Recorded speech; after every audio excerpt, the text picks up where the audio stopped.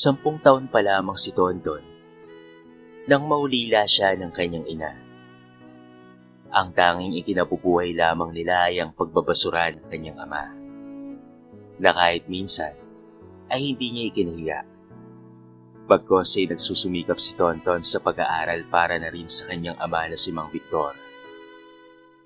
Kita niya ang hirap at pagod nito kada madadatnan niya kapag galing siya sa eskwelahan. Madalas nga nakapina lamang ang ginagawa nitong ulam. Sa murang edad ni Tonton, ay namulat na siya sa realidad na kung wala kang pera, ay kawawa ka. Tay, kain na po tayo. May isang itlog na po dito na naprito ko. Tara po, magsalo na po tayo dito. Sige anak, sandali lang at maghuhugas lang muna ako ng mga kamay nito. Panay sugat na nakuha siguro sa pamumulot at paglilinis ng mga lata. Nagsandok ito para sa 2 tao. Sa murang isip ni Tonton, ay natuto na rin siya sa buhay dahil na rin sa kahirapan, sapagkat alam niyang wala silang maaasahan kung hindi ang isa't isa.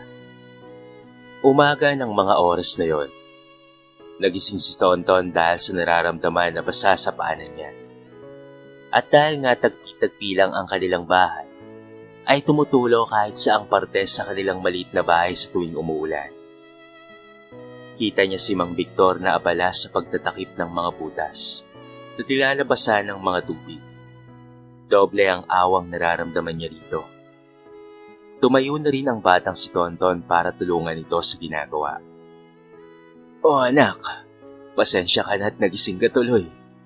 Hayaan mo pag malaki na ang kinita ko sa pangangalakal, ay baka makabili na ako ng pantapal para sa bubong natin. Tay, huwag na po kaya akong mag-aral. Tutulungan ko na lamang po kayo para mangalakal. Nang sa gayon po ay 2 tayo at hindi po kayo nahihirapan. Nako anak, yun ang wag na wag mong gagawin. Ibaling mahirapan ako, mapagtapos lamang kita ng pag-aaral. Sa edad ni Mang Victor na 50, ay lubos ang ligaya niya dahil sa katauhan ng kanyang anak na si Tonton.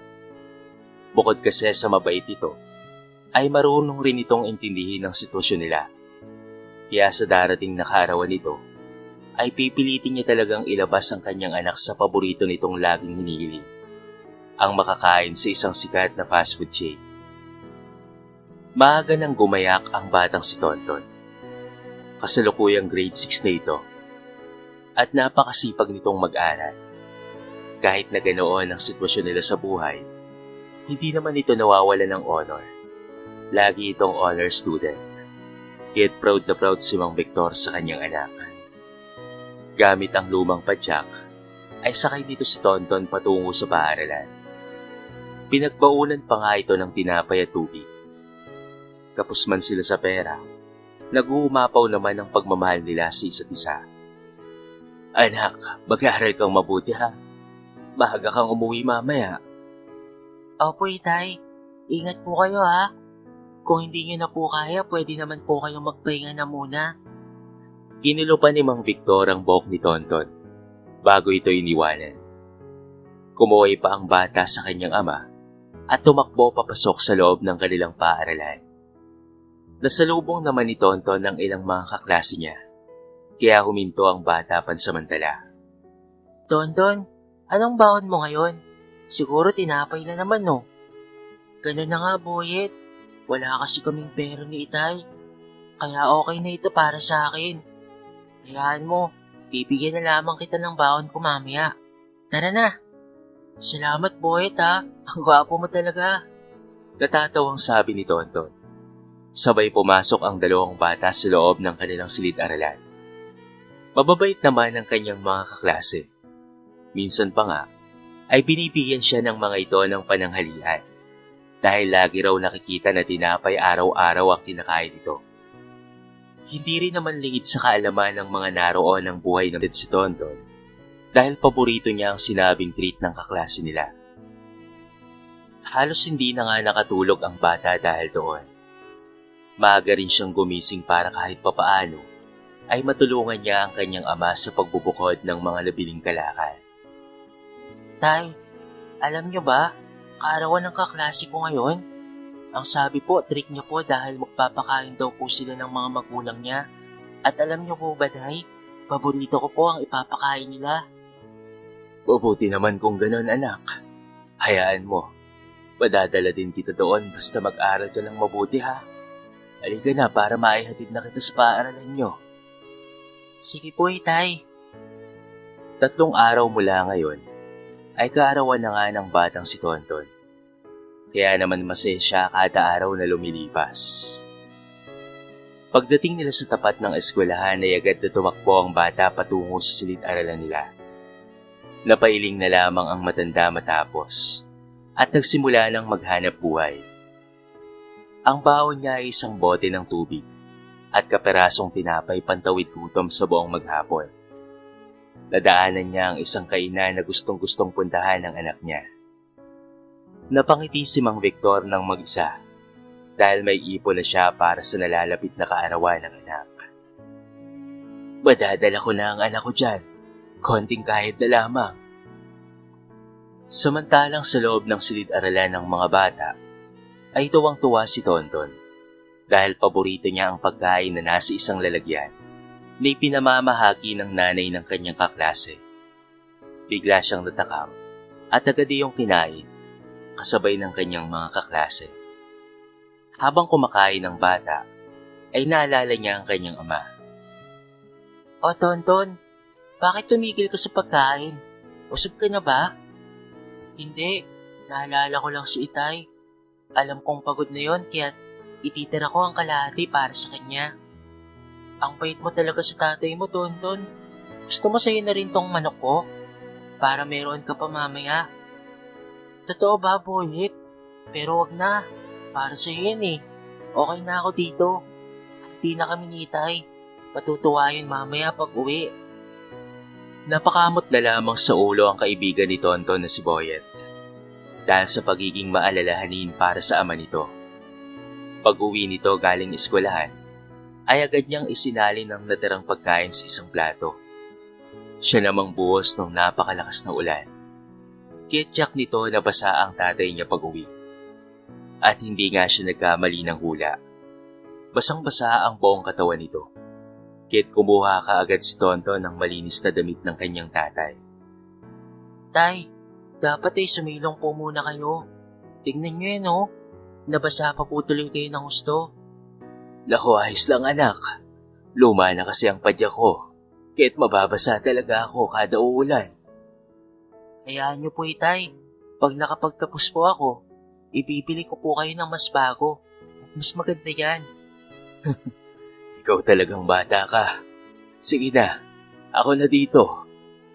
Tay, may dala po akong pagkain. Di ba po kaarawan ng kaklase ko? May tira po ako para sa inyo. Halika na po kayo para makakain na po kayo. Hinila niya ang ama sa kamay nito at kita ni Tonton ang mga sugat nito sa kamay. Matagal pa niya iyong tinitigan. Kit binawi kaagad ni Mang Victor ang sariling kamay sa anak. Nakaramdam ng awa si Tonton para sa ama. Mabuti na lamang ay Sabado bukas. Kit makakasama siya rito sa pangangalakal. Pinagsaluhan nila ang natira ni Tonton at dalang ilang perasong saging ni Mang Victor. Pagkatapos, ay nagpahinga na nga sila ng maaga ng kanyang ama. Maswerte pa rin sila dahil may mga mabubuting puso na nag-aabot sa kanila ng pagkain kahit papaano. Maagang gumayak ang mag-ama para marami silang makuwang kalakal sa bawat bahayan. Si Tonton ang tagasigaw ng bote bakal para malaman ng mga tao na namimili sila. Matumal ang kalakal, kaya't umuwi silang konti lamang ang mga lata at bakal na sakay. Mabilis na lumipas ang mga araw. Sakto nakaarawan na ni Tonton. Halos magdoble kayod si Mang Victor dahil si pinangako niya sa kanyang anak. Niyaya niya itong lumabas. Kagagaling nga lang ng matanda ng junk shop kung saan dinadala niya ang mga naipong kalakal. Masayang naghihintay naman si Tonton sa kanyang ama. At nang matanaw niya na ito, ay halos hindi mapuknat ang ngiti ng bata. Tay, alis na po ba tayo ngayon? Oo anak, teka lang, at papalitan ko lamang ang aking damit ha. Sige po, itay. Ilang sandali lang ay nakapagbihis na ang tatay niya. Inalis ni Tonton ang mga sako sa padyak nila. Sakay silang mag-ama patungo sa isang mall para doon dalhin ang kanyang anak. Malayo pa lamang ay abot tenga na ang ngiti ni Tonton. Dahil sa kakarag-karag na nga ang padyak nila, ay halos tignan sila ng mga mapanuring tao sa paligid. Bumaba si Tonton dahil excited siyang makapasok sa loob ng mall. Pero nang nasa entrance na sila, ay hinarang ang kanyang ama at hindi ito pinapasok. Ay bawal kayo rito, Manong. Hindi kami nagpapapasok ng basurero rito. Seryosong sambit ng gwardiya. Hindi naman po kami marumi, Manong Guard. Birthday ko po ngayon kaya dito kami kakain ng tatay ko. Ano? Hindi kayo marumi? Tignan nyo nga yung mga suot nyo. Matatakot lang yung mga tao sa inyo dito. Kaya umalis na kayo. Ay, naku boss. Pakiusap naman ho. Kaarawan ng anak ko at may pera naman ho ako. Kahit papasukin niyo na ho kami. Sinabi ng alis eh. Hindi pa kayo aalis? Pag di kayo umalis talagang malilintikan kayo sa akin. Sa itsura nyong yan, baka nga magnakaw lamang kayo dito sa mall eh. Matagal ng modus yan. Hindi nalulusot sa akin yan. Kaya magsialis na kayo. Sa inis ng bantay, ay tinulak nito si Mang Victor. Kahit napaiyak ang batang si Tonton. Ang iba ay naawa sa kanila. Karamihan naman ay natawa lang at nilagpasan sila. Nakaramdam ng inis si Tonton dahil sa ginawa ng bantay sa kanyang ama. Sama kang tao. Wala kayong galang. Hindi mo naman po kailangang itulak ang tatay ko. Hayaan mo na anak. Hindi po, itay. Ba't kayo, Manong? Masama kayo. Wala naman kayo sa lugar para pagbawalan kami dyan. Ang sungit-sungit mo. Tayo na po, tay. Umuwi na lamang po tayo. Hindi pwede anak. Kaarawan mo ngayon. Kaya libre kita ng pagkain. Nakatingin ang ibang tao maging ang lalaking si Q. Hindi na lamang po. Mas malaga ay kasama ko po kayo ngayon, tay. Uwi na lamang po tayo. Pasensya ka na anak ha. Kung ganito ang buhay natin, wala akong kakayahang ibili ka kahit isang pares man lamang ng bagong sapatos. Umuwi na po tayo, tay. Hayaan niyo na po. Akay niya ang ama at sumakay sa kanilang padyak. Saka umuwi nga ng bahay. Tahimik lamang silang mag-ama nang makapasok sa loob ng kanilang maliit na bahay. Nakaupo si Mang Victor sa upuan na yari sa kahoy at nakatingin sa malayo. Nilingon nito ang anak ng si Tonton at kita niya rin ang lungkot sa mukha ng anak. Buntong hininga na lamang ang nagawa ng matanda. Maya-maya pa'y nagsalita si Tonton. Napakahirap talaga ng maging mahirap na, itay. Puhuskahan ka sa panlabas na anyo mo lang. Salbahe sila. Pero palang araw, angat rin po tayo, itay. Ganun talaga ang realidad, anak. Mapanghusga ang mundo. Lalo na't kung ano ang nakikita lang ng kanilang mga mata. Lumapit si Mang Victor dito at niyakap ang kanyang anak. Naaawa siya maging sa sitwasyon nila. Nang mapatahan ng anak, ay lumabas ito ng kanilang bahay, saka bumili sa tindahan ng isang inumin at masarap na tinapay. Si Tonton, at nakuha niya ang unang medalya na alay niya sa ama. Nabigyan siya ng libreng scholarship. Tuwang-tuwa silang mag-ama dahil hindi nagaanong mahihirapan ang tatay niya. Hanggang sa kumuha na rin siya ng sideline para pangdagdag rin sa panggastos nila kung sakaling humina ang kalakal. Minsan pa nga, ay nagtataka na nga si Mang Victor kung bakit laging pagod ang kanyang anak pag-uwi. Isang umaga, habang pauwi si Tonton sa kanila, ay may isang matandang lalaki na nakahinto sa daan na siya niya ring nadaanan. Nakabihis ito ng maayos at hindi mo akalain na palaboy pala. Humingi ito ng kaunting limos pambili lamang daw ng tubig. Tamang-tama naman dahil may dala siyang pagkain. At ito ay para sa hapunan nila ng kanyang ama. Nabag siya sa matanda dahil mukhang wala namang nagbibigay dito. Nakita niya ang ama sa katauhan ng matanda, kaya't inabutan niya ito ng tinapay at tubig. Nagsikap si Tonton para sa kanila ni Mang Victor, dahil alam niyang nahihirapan na ito, hindi lamang nagsasalita. Inipon niya ang kita mula sa ekstrang pinagtatrabahuan, hanggang sa unti-unti nang nakaipon ang binata, para mabilhan ng maayos na sasakyan ng kanyang ama, para kahit papaano ay hindi na ito hirap kung sakali. Pero uunahin niya na muna ang kanilang bahay para maayos silang nakakatulog kahit na umuulan. Tonton, saan ka ba anak nagpupunta? Hindi ba't sa eskwelahan ka lang naman? Bakit lagi kang pagod parati? Ho? May sideline po kasi ako, Itay, para po makaipon. Gaya na ho kayo, para makapagpahinga na. Baka kung ano na yung ginagawa mo, anak ha. Kaya ko pa namang maghanap buhay. Huwag mong pagurin ang sarili mo. Oo, Itay. Kumain na po tayo ng hapunan. Tara na ho, Tay, kain na po. Nagsalo na nga sila sa hapunan na nakahain sa lamesa. Isang supot ng ulam sa kakanin na nabili nito sa karinderya. Kinaumagahan ay nagpatuloy muli ang buhay nilang mag-ama. Pagod man si Tonton pero kailangan para makapagtapos siya ng pag-aaral. Mabilis ngang lumipas ang panahon at tuluyan na ring nakapagtapos ng sekundarya ang binata. Sa tulong na rin ng pagsisikap niya, ay nakakuha ulit ng scholarship ang binata. Pinagbutihan niya ang pag-aaral. Mahaba man ang lalakbayin niya, ay kaya niya ito, basta't para sa ama ay walang mahirap. Hanggang sa unti-unti na siyang nakaipon at naibili ng bagong tricycle ang ama. Habang nag-aaral sa kursong napili, ay halos pagsabay niya na ang pag-aaral at trabaho. Pero sabi nga nila, pag may tiyaga ay merong nilaga. Nakapagtapos si Tonton sa kursong napili. Lubos ang ligaya niya dahil sa wakas ay makapagpapatayo na rin siya ng sarili nilang bahay dahil sa husay niyang gumuhit ng mga disenyo na marami namang tumatangkilik. Kaliwat kanan ang natatanggap niyang proyekto na hindi niya mapaniwalaan. At nang sumapit nga ang kaarawan ng kanyang ama, ay ito naman ang dinala niya sa mall para ilibre ng masarap na pagkain na pangarap niya noong bata pa lamang siya. Simple lamang ang bihis nilang dalawa. Naroon pa rin ang sikyo na nagtaboy sa kanila noon.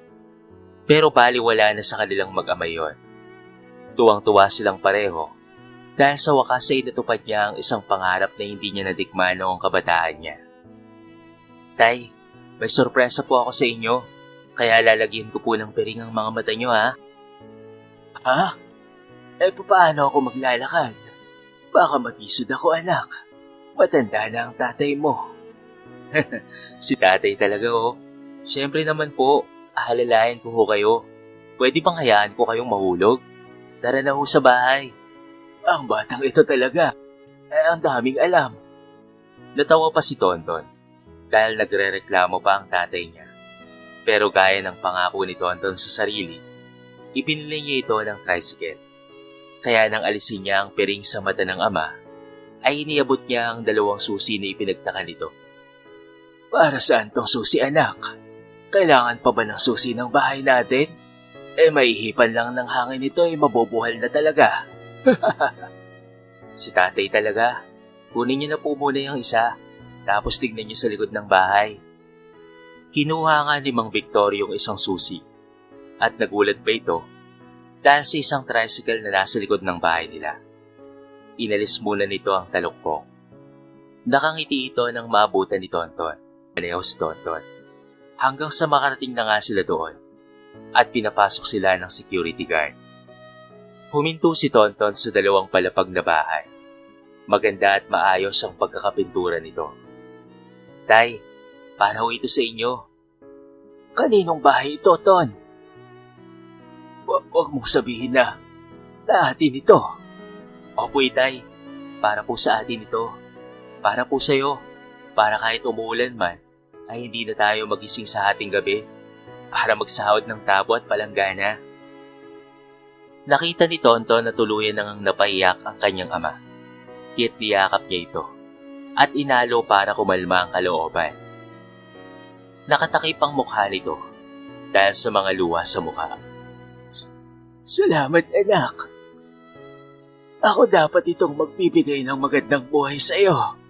Pero heto, dakilang lata at basura lang ang kaya ko. Huwag niyong sabihin yun, Tay. Doon nga tayo nabuhay. Kaya itong bahay at pagsusumikap ko ay para talaga sa'yo. Dahil sa paghihirap mo na mapaaral ako. Sa pagmamahal niyo sa akin, Tay. Maraming salamat po. Wala pong katumbas yun. Kahit anong klaseng material na gamit pa yan. Kaya tahan na ho. Titigil na rin ho kayo sa pagbabasura. Dito na lamang po kayo. Dahil mula ngayon, ako naman po ang babawi sa inyo. Maraming salamat, anak. Naiiyak na saad ni Mang Victor. Tahi naman. Buksan niyo na po para masilip niyo yung loob. Lubos ang kasiyahan ni Tonton. Dahil nakita niya ang kasiyahan sa mukha ng kanyang ama. Hindi man sila katulad ng iba na may gintong kutsara sa bibig. Ang mas importante at mahalaga ay nagsumigap siya at galing sa malinis na paraan ang perang naipundar niya sa bahay nila. Gaya nga ng sabi ni Tonton sa ama, tumigil na ito sa pagbabasura.